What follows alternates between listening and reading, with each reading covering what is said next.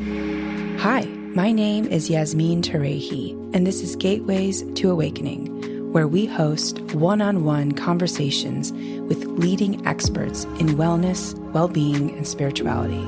In today's episode, we'll be speaking with Parker Palmer, a writer, speaker, activist, and founder and Senior Partner Emeritus of the Center for Courage Renewal.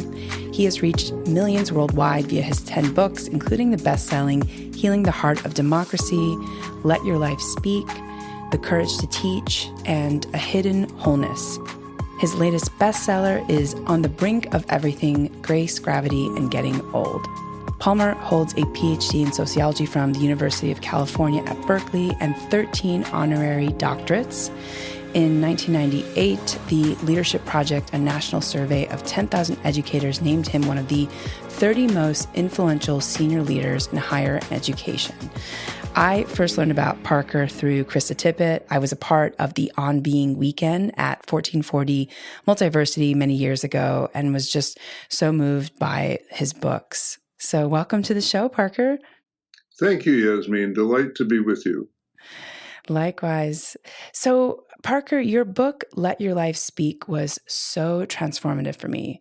Can you share what you mean by the phrase, living the life that wants to live in me? Because I was really profoundly moved by it.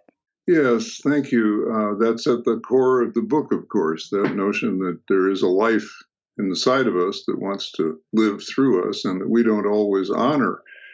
I guess the best way to explain what I mean is to think about those of us, and not everyone in the world by a long shot has this privilege, but those of us who have the privilege to choose the work we want to do early in life, in our late teens or in our 20s. And then we wake up 15 or 20 years later realizing that this isn't me.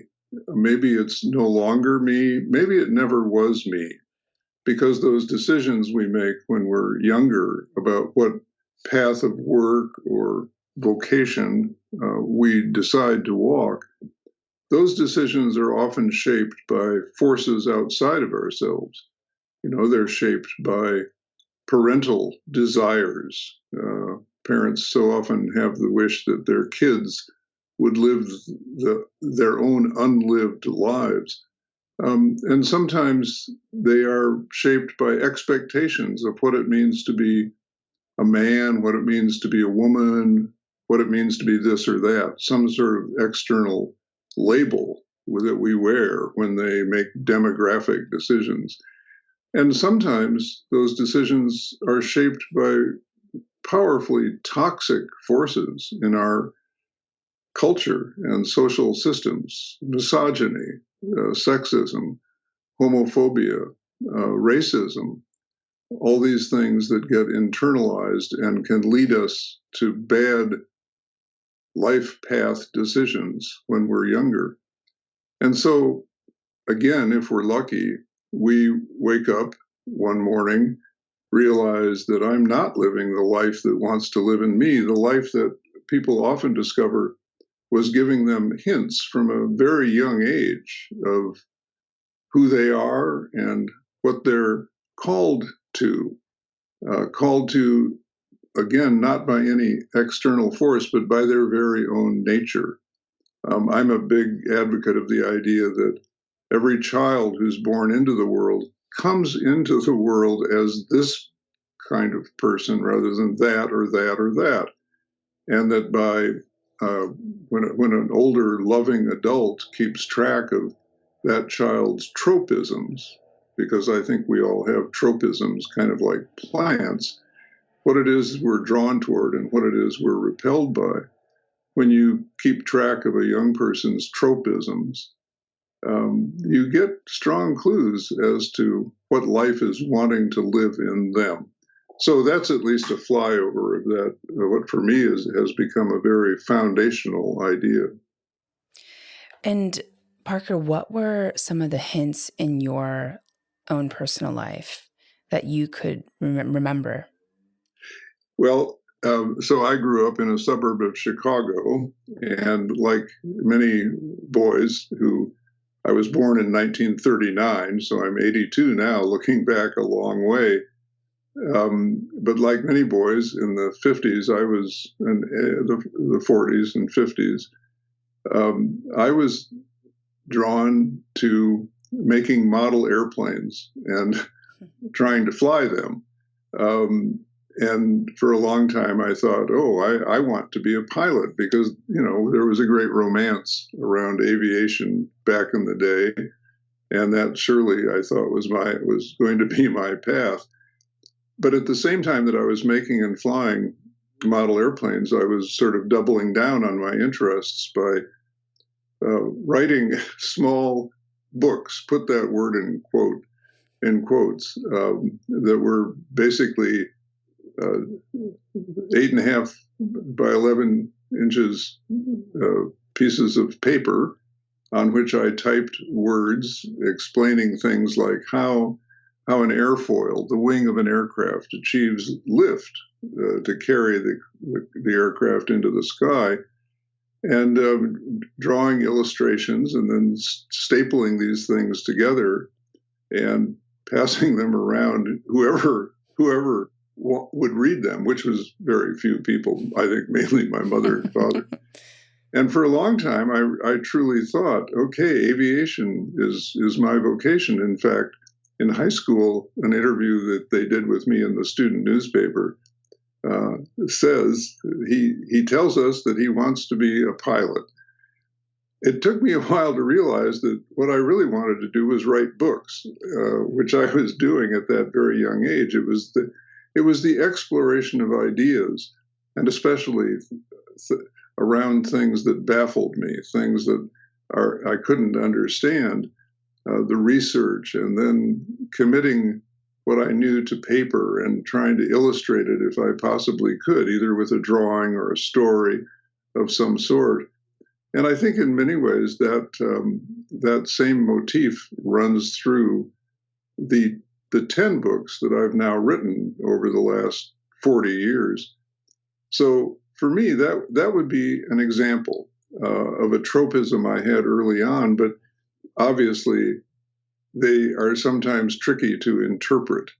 And you may read them as this when in fact they're pointing toward that. But the tropism is there. Yeah, that's so beautiful. And I'm really curious if you could talk to us about, going back to the first question, the moment in your life where you decided that you are not living the life that wants to live through you and making some kind of course correction. Because I think in one of your books, you talk about this, I believe it was Let Your Life Speak. Mm-hmm. Yes, I do. And maybe again in the new book, On the Brink of Everything, about getting old. It's a great question for me, Yasmin, because it does bring back a vivid memory of a really life-changing moment.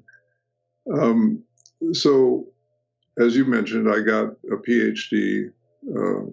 In sociology at the University of California, Berkeley. And I was in Berkeley for a good deal of the 1960s, which of course was an era of student uprising, social turmoil, social change, activism, things that spoke deeply to me, having come from a rather sheltered suburban Chicago background. It was certainly my first rich, deep introduction to diversity and to questions of justice, economic justice, racial justice, justice in all forms. I went to Berkeley and invested heavily in a Ph.D. My investment was both monetary and energetic over a period of several years, thinking that I would become a professor and maybe rise in the ranks in some university or another. And indeed, toward the end of my time in Berkeley, 1969, I started getting offers from a variety of good universities where I had always thought that's where I'm headed. But it was 1969. The cities were burning. Vietnam was raging. race, and other forms of diversity were on the agenda big time. And I had learned a lot about the importance of social change and the quest for justice. So I laid down my plans to become a university professor, and have never, ever been on a university faculty full time. I've done a couple of visiting professorships. But instead, in 1969, I moved to Washington, D.C., and became a community organizer working on issues of social justice, racial justice in particular, and in particular fighting against redlining and blockbusting and all the things that, or some of the things that reinforced the racist patterns and culture, the white supremacist patterns and culture of American society. And I worked away at that for 5 years, making very little money. And I was at that time married and had two and then 3 kids to consider as well. And and yet the work I was doing, while totally against the grain in terms of my original plans for myself, was deeply fulfilling, despite the sacrifices, or despite the limitations of it, as some people would have seen them. Where do you go from there? Working with another person or two, I created our own community organizing outfit, and we raised our own money for this work 3 months at a time. So as that time went on, people would ask me, Parker, why are you doing this? Why are you throwing away a very promising career in academia to work away at community organizing, racial justice, and all these things you keep talking to us about? And I said, well, the honest answer is, I can't give you a clear, understandable answer. I can barely give one to myself. But I can tell you this: I can't not do what I am now doing. I can't not do it. In other words, if I were to unpack those words today, I would say I had this deep imperative of the soul that this is the work in which I belonged. And after 5 years, through a variety of what turned out to be happy accidents, I left that job and moved into an intentional Quaker community. A lot of people don't know much about Quakerism, but it's a form of Christianity that advocates and practices nonviolence, and whose members, though few in number, have been deeply engaged in great transformational social movements around the globe for a few hundred years. I was very drawn to the whole theory and practice of nonviolence. And I went there to this intentional Quaker community to learn more about that. And I'm very, very grateful for the decade worth of experience I had there, not only learning intellectually and academically about what nonviolence involved, but also learning experientially about what it meant to be in community, to live in community, a radically egalitarian community, where my own sense of entitlement as a white male in the USA was slowly ground away, because the money I was making there, I became the director of the study program fairly quickly, this adult study program that was sort of the cash crop of this particular community near Philadelphia. The money I was making there as dean of studies was exactly the same money that an 18-year-old coming to cook in the kitchen because he or she didn't know what to do next was making. radical egalitarianism in finances, in salary scale, no scale at all, a flat rate for everyone who worked there. And I worked there for a decade, again, not making much money, but finding a deeply satisfying life, not only for me, but for my family.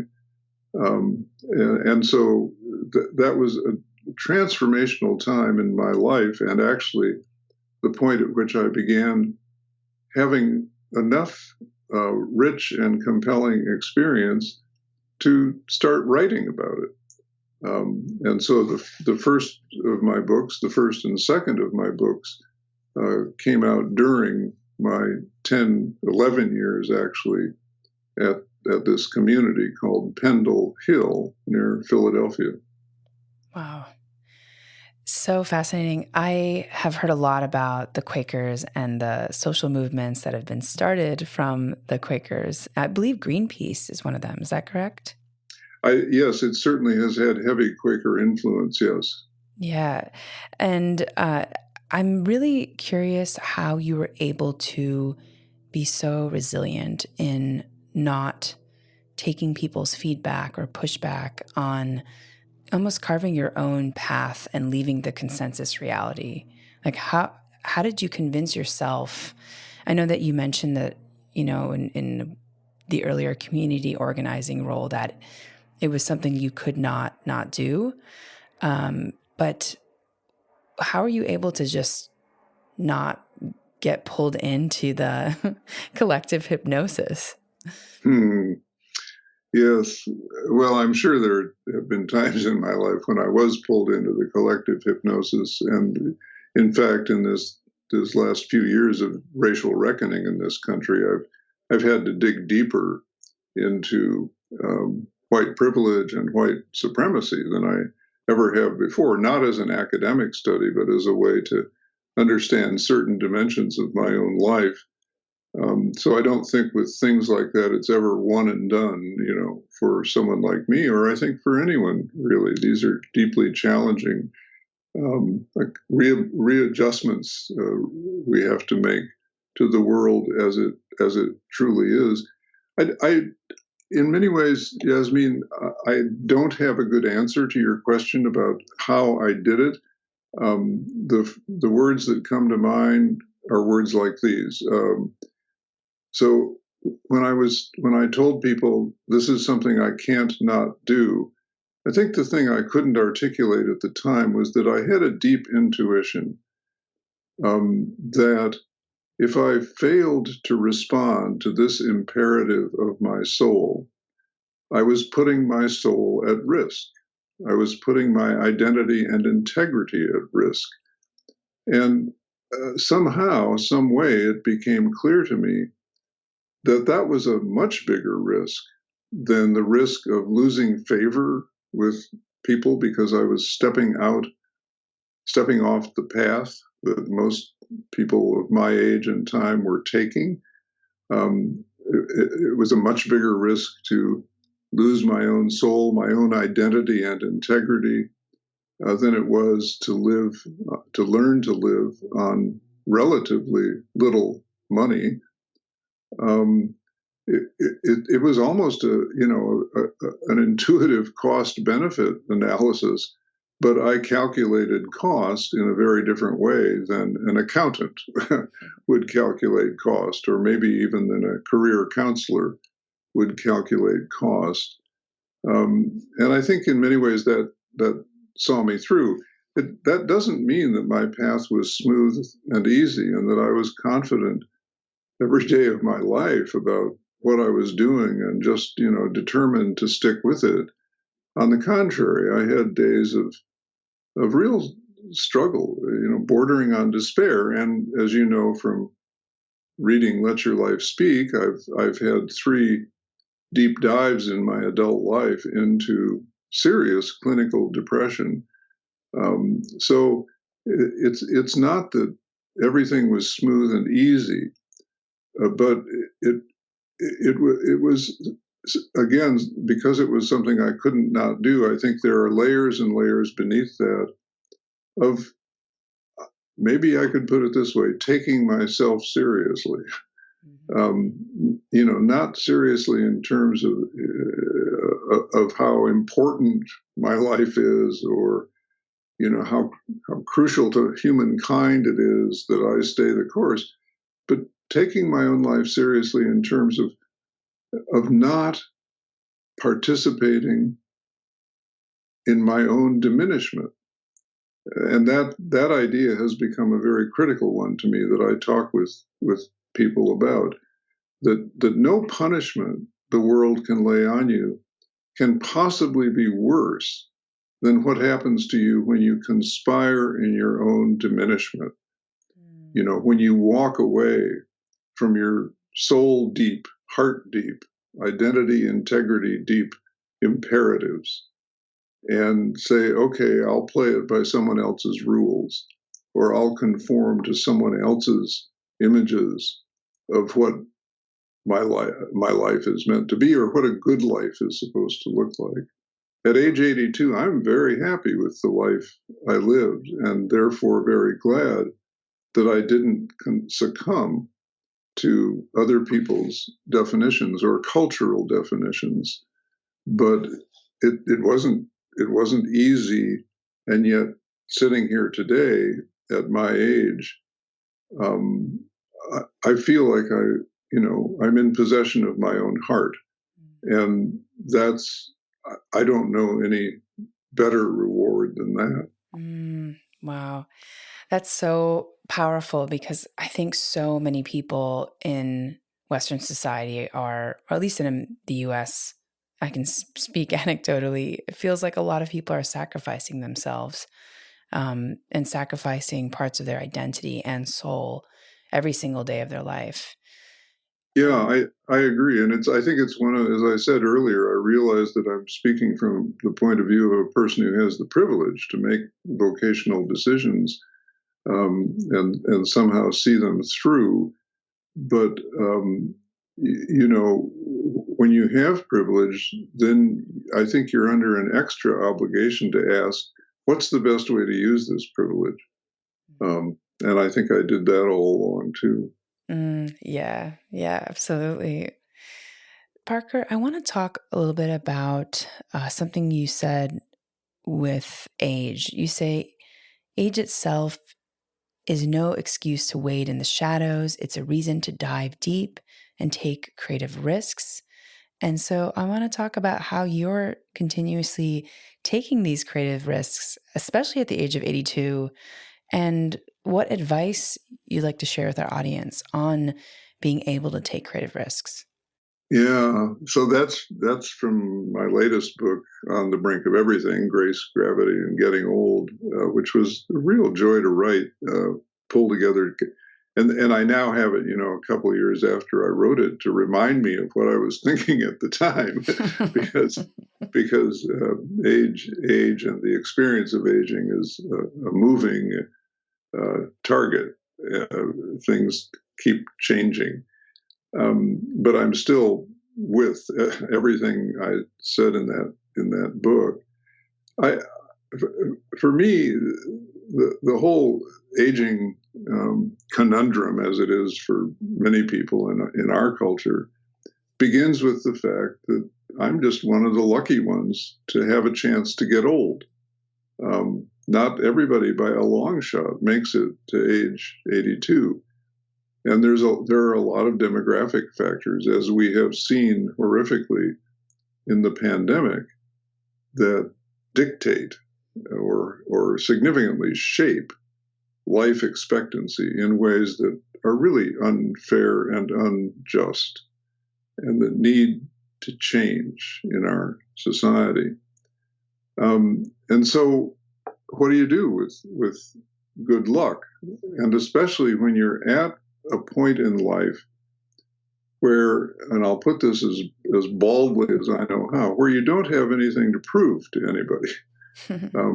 We all spend time in our younger years trying to prove something to someone, that we're worthy, that we're okay. Sometimes we're trying to prove that to ourselves. But if you're sensible about it, at age 82, you realize, oh, my chances to prove myself something different than I have been all these years are over and gone. So it would be silly to keep trying to play that game. In fact, it's a silly game at all times, but I understand why when we're building careers, we have to keep doing things that sort of say, okay, here's what I can deliver. I hope you're interested. I get that, and that's not to be ashamed of. But I have nothing left to prove, or no chance to prove anything new. There is nothing new, I think, to prove. So the questions for me, what keeps me alive? The big question in old age is, what's life giving and what's death dealing? Because now you're staring death in the eye. I can no longer pretend, as I did at 42 or 52 or 62 or even 72, that, yeah, death is out there, but it's a long way off. According to the actuarial tables, it isn't a long way off when you're 82 years old.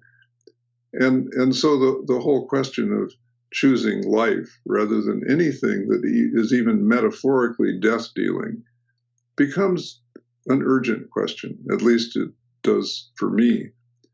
And I find that diving deep rather than staying in the shallows is important to my staying alive.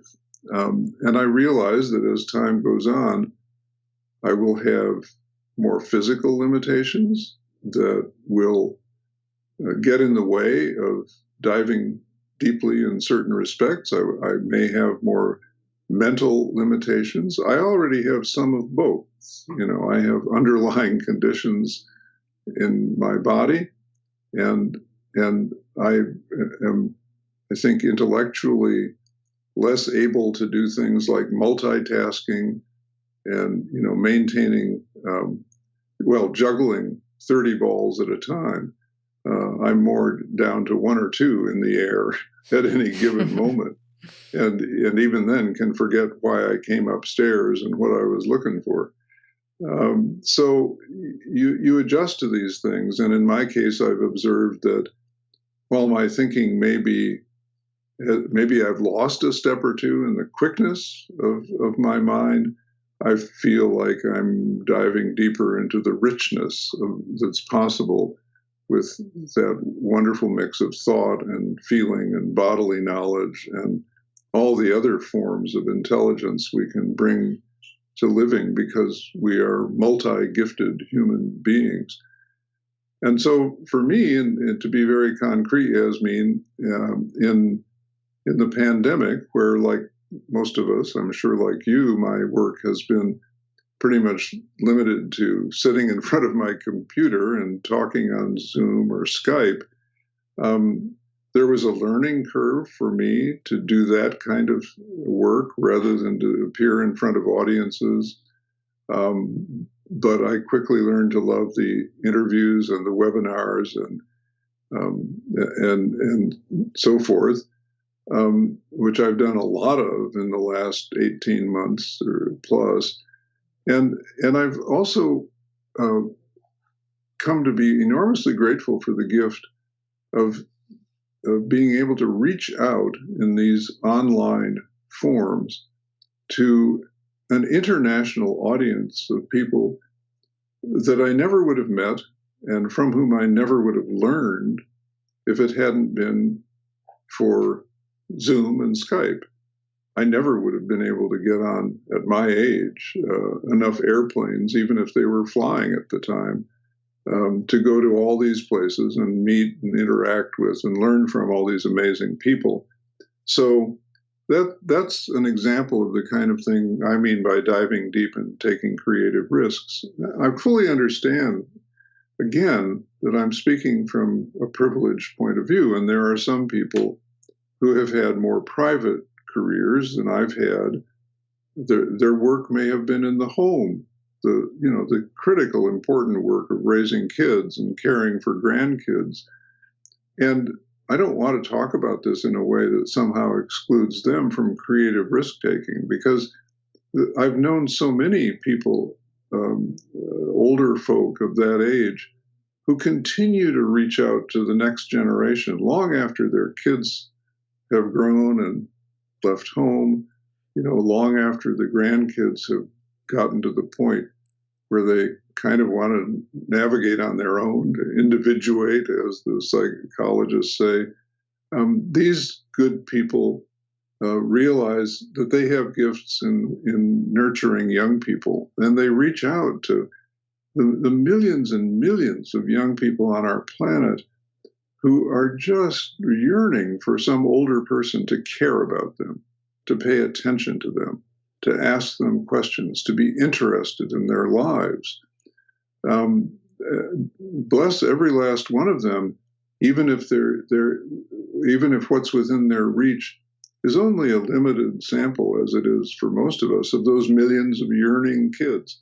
Every one of these folks is doing important work. So, the forms of diving deep, rather than retreating when you don't have to into the privacy of your own home, I think those forms are multiple, and everyone has an opportunity, as they are able, to engage in one of those forms. Mm. Yeah, it's so beautiful to see how you can still adapt. And, I can just say that I thought that it was so amazing to see that you connected with the software right away without any kind of hiccups. And I was just sort of amazed by that, because I usually have about 15 minutes of tech troubleshooting with most people.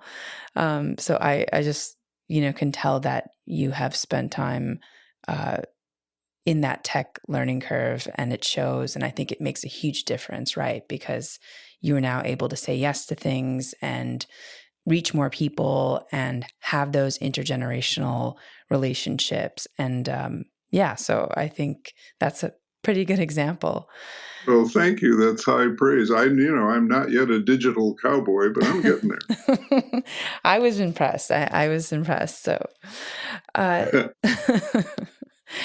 so Parker, since you're now at the age of 82, if you were to look back on your journey, what is something that has surprised you the most when it comes to maybe some of the decisions you've made on your career, or some of the insights that you've had when it comes to humanity? And really could be wide ranging here, but I'm just curious, like, what are some of the most surprising insights that you've had on your journey? Well, I think looking back, it does surprise me that I was able to negotiate that critical turn that I talked about earlier, from academia into social engagement and toward nonviolent social action, at age 29 or 30. I still don't know exactly, how and why I did that, although I've given you the best explanation that I can. But when I think about the way I was raised in an all-white Chicago suburb, I was the first person in my family to go to college. I always felt ill at ease in the academic environment, even though I did well, very well as a student. I always felt that somehow they'd discover how dumb I really am and toss me out, the old imposter syndrome, or that sense of fraudulence that I think infects a lot of folks in academia. And maybe it was that sense of fraudulence that actually contributed to my desire to get out and take another vocational path. I don't know. But I'm surprised, looking back, that at a relatively young age, I was able to start swimming, if not upstream, at least cross current, and eventually, I guess, pretty much upstream. I'm surprised and delighted that, again, I was lucky, and I worked hard at it, because I felt, maybe this is one of my gifts. Surprised that eventually I was able to make a living independently by writing and traveling and speaking, doing lectures and workshops, and founding an organization that sponsors retreats, the Center for Courage and Renewal. And I have worked independently for somewhere between 30 and 40 years, not on an organization's payroll during that whole time, um, uh, other than the occasional visiting professorship for half an academic year or a full academic year a couple of times. So that has surprised me. I'm also surprised by, as someone who's been thinking about vocation for a long time, to what am I called? What is the life that's trying to live in me, and how can I follow it rather than the standard recipe for people like me, or the one that my mentors wanted me to pursue. I'm kind of surprised that my sense of vocation really didn't come together until I was 50, 51, 52 years old. And I guess I had lived long enough by that time to see how the various threads of my life were starting to weave together in something that looked a little more like a sturdy rope, some sort of consolidation was happening around age 50. But it took me 30 years to get there, from the start of my higher adventures in higher education to the point where I came out saying, "Oh, okay, I'm a writer, traveling teacher, and activist. That's my vocation." And I think if there's one word to describe the vocation I've been pursuing all along, it's probably the word teacher. I think that's what I was doing when I was a community organizer. That's what I was doing in the Quaker community as the Dean of Studies at this adult study center. That's what I'm doing through my writing and speaking, always trying to teach, just not in a classroom or a traditional classroom most of the time. And I love the range of students that I have, quote, because out of that range, I learned so much about the rich diversity of our world. So there's so many points of surprise along the way. I'm surprised that my writing has met with such a good reception. On average, it's taken me 6 years to write a book, and one of my one of the books that people seem to like a lot, The Courage to Teach, took me 10 years. And so what that reflects is that I'm always writing about things that baffle me. And as soon as I peel off one layer of bafflement, I find something else to be baffled with underneath that layer. And it goes on and on that way until finally I feel like I've gone as deep into that subject as I can. So I guess I better pull this book together and call it a day. So I feel like I've written about the things I struggle with. I don't write from library research. I write from personal experience and reflecting on it as thoughtfully as I know how. I try to write from the deepest place I can reach in myself around whatever my topic is, in the belief that by doing so, I will reach a similarly deep place in my readers. And I try to keep the reader in mind at all times, not a particular type of reader, but just someone who's interested in this thing that I think I've written most about, despite the topics on the surface are diverse: education, spirituality, social change, community, leadership, democracy. at group process, et cetera, et cetera. But what all of them have in common is that I'm constantly trying to understand how our inner and outer lives interact, how they shape and co-create each other, and how we can do that dance of inner and outer in the most co-creative way. It's not only that we're creating the world or part of the world, recreating, I hope, part of the world through our words and actions, but it's also that the world is throwing stuff back at us that recreates us. And a person should take great care about how they internalize what the world throws back, and great care about what from within themselves they put out into the world. Thoughtfulness around those two questions is absolutely critical for people who wish to live transformational lives and grow into transformed selves. So all of that has taken me by surprise. I didn't set out to do any of it. As the first person in my family to go to college, if you had told me, oh, you're going to be a writer and a speaker and some sort of public intellectual, I just would have laughed and said, no way, I'm going to fly planes in the sky. So Amazing. Life is full of surprises. Yeah. And I was also moved by you naming that you really found your vocation around 51, 52 when you became a writer and an activist and a speaker, because I sort of interpreted you finding your vocation around the age of 29, 30, and becoming a community organizer.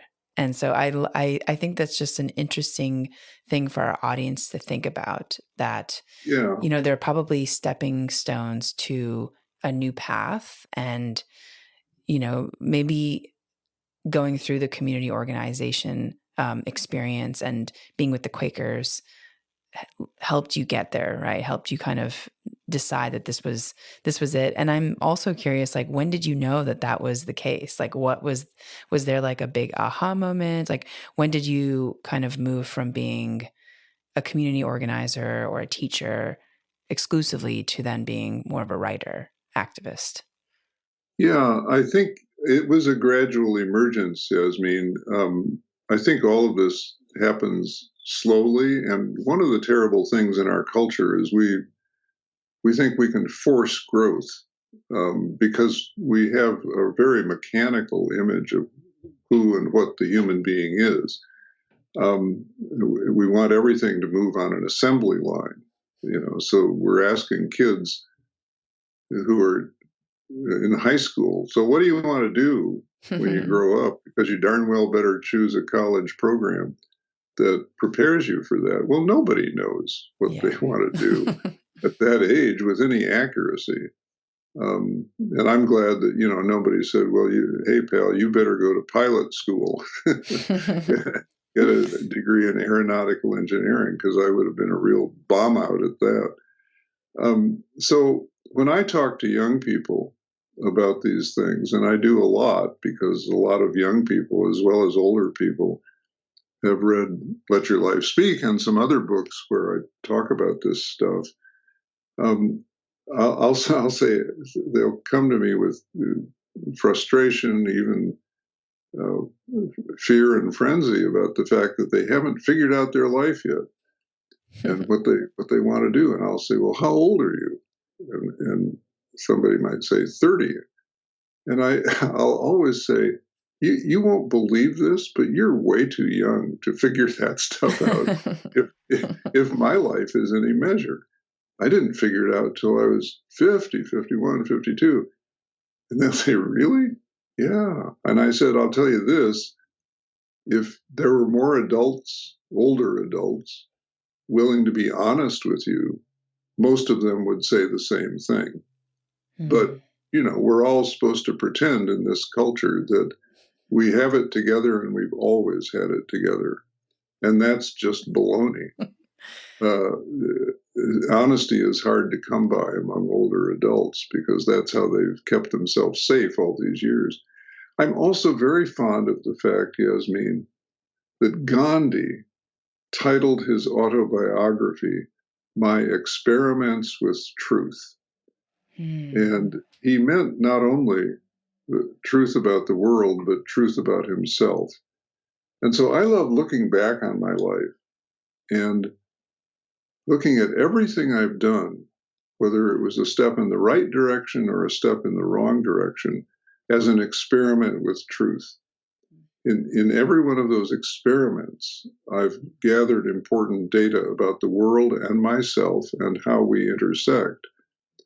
And of course, in an experimental life, just as in a scientific laboratory, not all the experiments work out, right? That's why we experiment, to find out what might work out and eventually what will work out. And so I look back on my 82 years and the 60 plus of those that have been spent as a functioning adult with no regrets, even though I've made missteps along the way, because this notion of life as an experiment with truth really makes a lot of sense to me. And if we didn't hold things so tightly and demand of ourselves something that only a machine can produce, we would get that monkey off our backs. We aren't machines. We are organisms. We grow in an ecosystem. Sometimes we need to transplant ourselves to an ecosystem that works for us. We grow toward the sun. So if there's stuff blocking the sun, we need to work around that somehow, et cetera, et cetera. I find great guidance in using organic metaphors for my life and for other people's lives that just aren't there in this mechanistic view of the human self that our culture, our Western culture, tends to have. Yeah. I love the phrase experiment with truth because it sort of allows you to experiment, right? To kind of not fail, but to try things. I think that's something I've also observed, that so many people are so scared of going for kind of new things or trying new things or quitting their job because there's a fear of the unknown and a fear of failure. And it's really just how you categorize it, how you categorize these moments in your life. So it's just so interesting. And I know that we're coming near time, but I wanted to just quickly ask about a really important part of your life that we did not talk about, but you have alluded to it throughout the conversation, which is your 3 kind of bouts of depression and how that experience kind of shaped your life. And I think a lot of people right now are feeling either mild forms of depression or severe clinical forms of depression. And so I just remember you talking about what you found helpful as you were able to move through it. And I think that this would be a good conversation to have, as so many people struggle with even knowing what to say to friends or people that are going through, mild to severe depression. Yes, well, thank you. As you know, it's a huge topic. We could actually do another conversation on this topic alone. And I never want to do it a disservice because it's such a serious challenge to so many lives and to people who live near the lives of those who are afflicted with this terrible, terrible disease. So I will get as quickly as I can to what helped me in that time. In the 3 times I was down and out, I just want to say quickly that I think people sometimes image serious depression as being lost in the dark. And I challenge that image. I think deep, profound clinical depression of the sort I had is more like becoming the dark. And there's a big difference. If you're simply lost in the dark, there's still a distinction between your sense of yourself and the surrounding darkness. So with that distinction, you can kind of grope around in the dark and, maybe find a potential window to open a little bit, or a door, or some way of negotiating your condition, a light switch that turns on at least a dim nightlight. If there's a difference between you and the darkness, you can negotiate the darkness. But if you become the dark, that darkness is all there is. You have no way of negotiating it. You are just in it. You are it. I should say, you're not in it. You are it. And in the depths of depression, that's exactly how it feels. There's an annihilation of self. This isn't just feeling sad. This is feeling dead. For me, in my life at least, it's the closest I'll ever come to the experience of dying. It's death in life. I mean, for months at a time, I couldn't leave my room. I had to keep the shades down. Even the shades didn't provide enough darkness, so I had to put blankets over the rods that held the shades. On those rare occasions, I knew I needed to get out. I knew I needed to get some exercise, but I didn't dare walk down the street, as simple a thing as that, because someone might say hello to me and want to talk with me, one of my neighbors, and I could not do that. The world was full of knives. So I would occasionally get on my bike and ride for 5 or 10 minutes as fast as I could, so that if someone hailed me, I could just speed on by him. I was incapable of social interaction. I was incapable of working. I couldn't read a book. Your attention is gone. You suddenly look up and realize I've been staring at this page for 30 minutes. And if you have the misfortune of having to be in a conversation with someone, you can't attend to what they're saying. You keep realizing, I think he just asked me a question, and but I can't remember it. I wasn't here. So that's the nature of the condition that I'm talking about, and it's a much longer story as to how I got there and how I got out. But I will tell you this about the people who tried to come to me during that time, when I was, on rare occasions, able to receive a visitor. So many people were very well intentioned, but they did things that left me more depressed. For example, they would come to me and say, Parker, you really should get out of this dark room or dark house and go outside. It's beautiful out there. The sun is shining. There's flowers, and go out and enjoy them. Well, why would that leave me more depressed? It left me more depressed because intellectually I knew what they were saying was true. I know that those are the things associated with natural beauty. But in my body, I could not feel a single scintilla of that.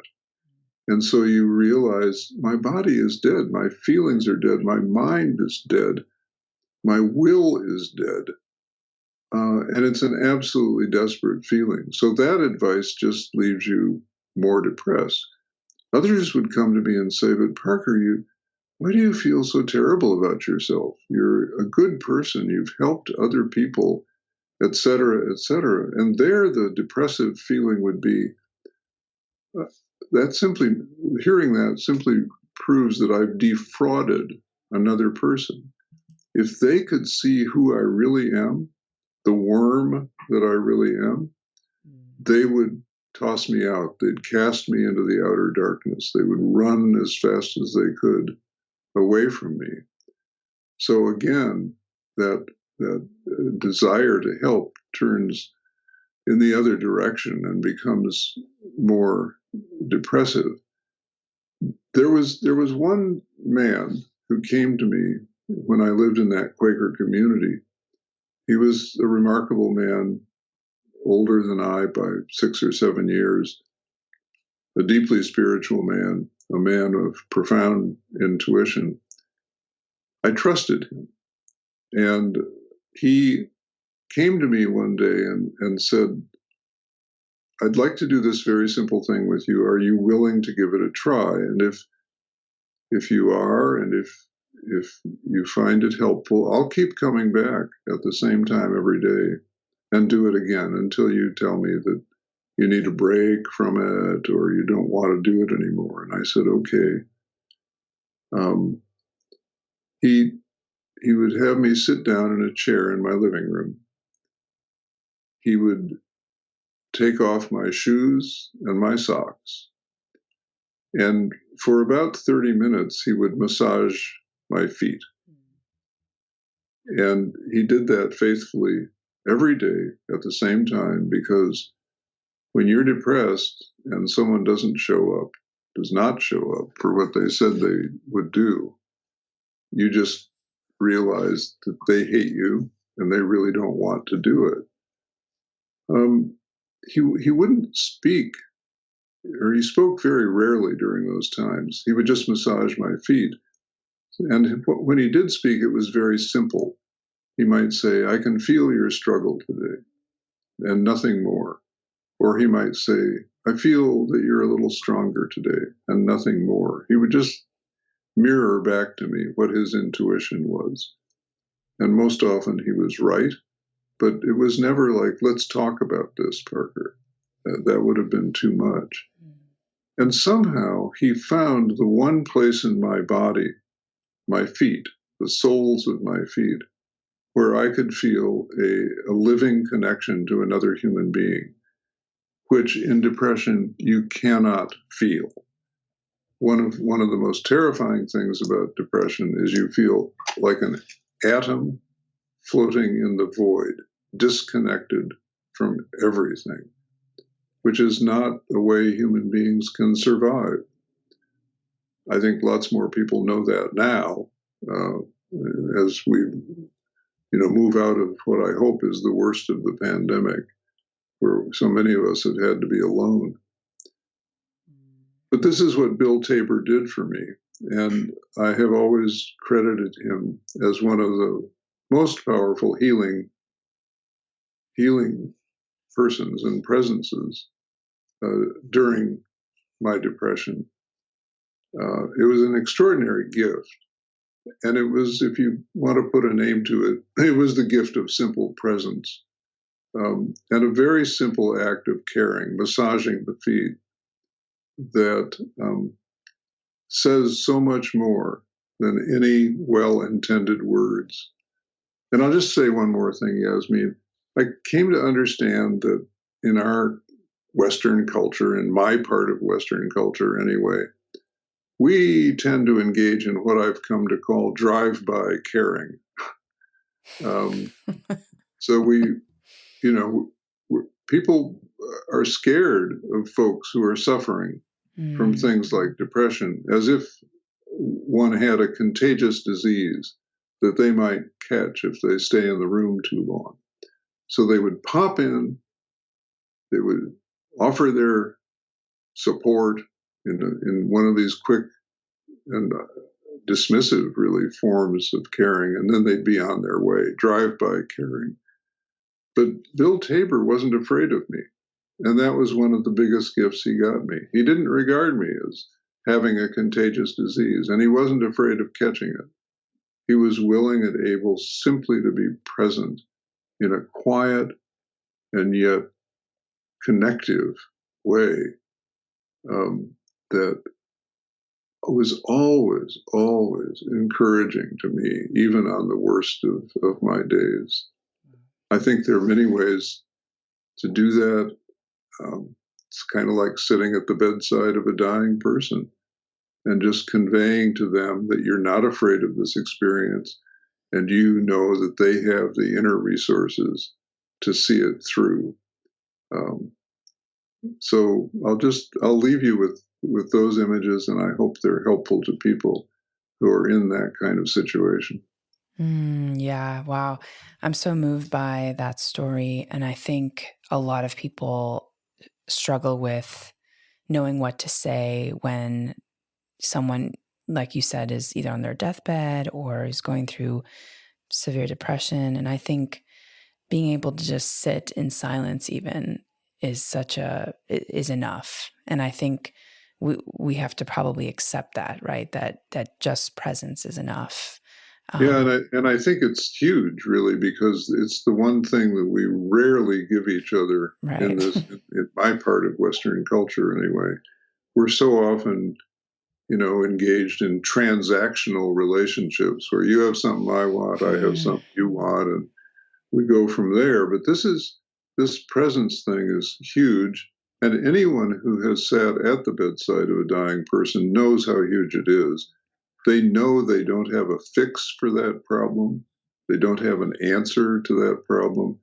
All they can do is faithfully attend the person on a journey that only he or she can make. He or she must make that journey on their own. And by sitting there and offering them our full presence, not playing solitaire on our iPhone or whatever, not walking over to the window and staring out as if you'd like to get away, but just being fully present to that human being. We're offering them the finest possible gift in these extreme moments when people need that very countercultural form of encouragement. Powerful, powerful. Thank you so much, Parker. This was such a delightful conversation, and I've learned so much. And Parker, is there anything that you want to tell our audience as your last main takeaway on, it could be courage, vocation, what's sort of the maybe call to action that you'd like to share with our audience?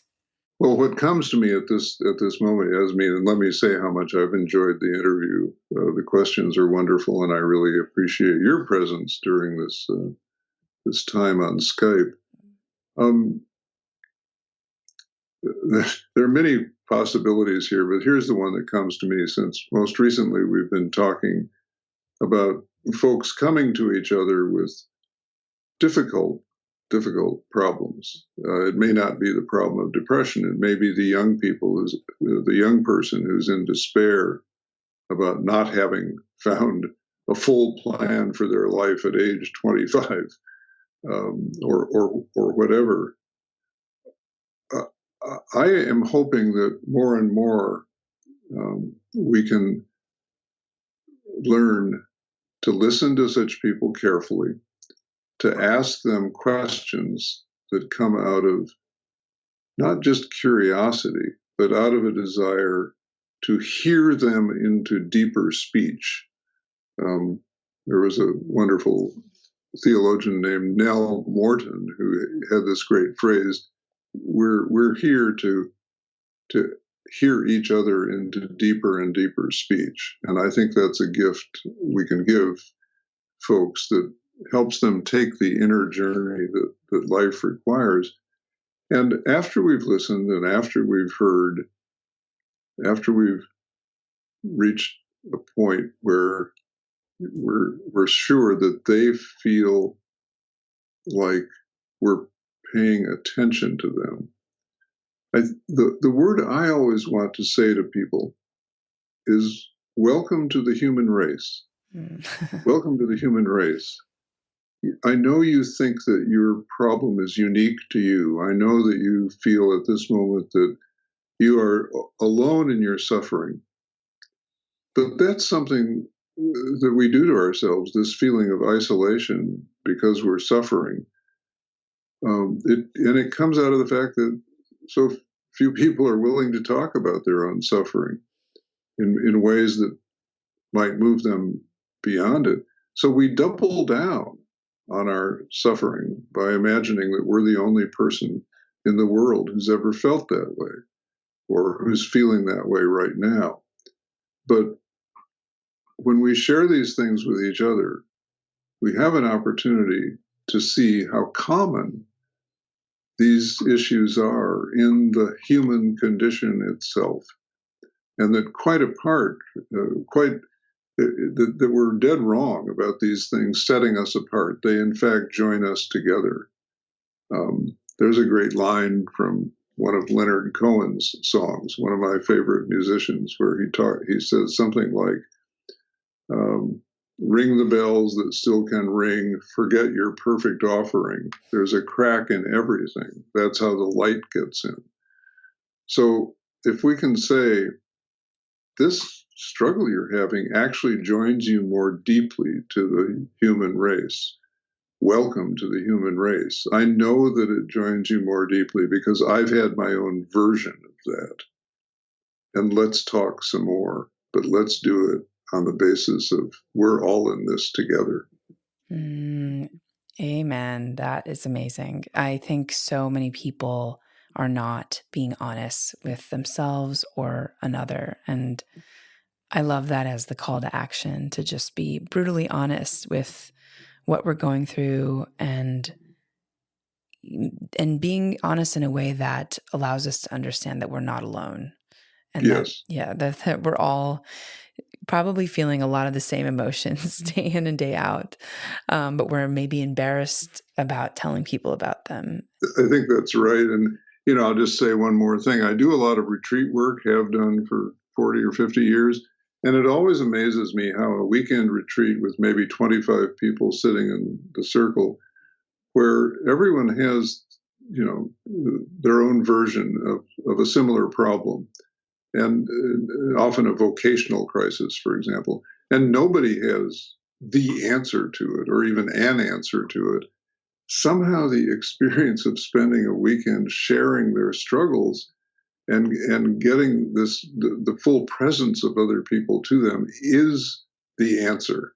And they walk away feeling lighter and clearer. And when we feel lighter and clearer, we have freed up what I call the inner teacher to help see us through this dilemma and find the response that will really work for us, because it conforms to the shape of the life that wants to live in us.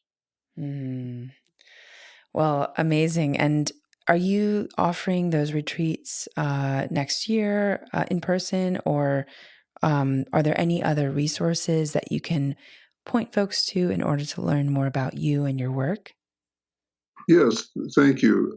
So first of all, let me point you towards the organization I founded 25 years ago, which has facilitators around the world in a variety of places, called the Center for Courage and Renewal. The Center for Courage and Renewal.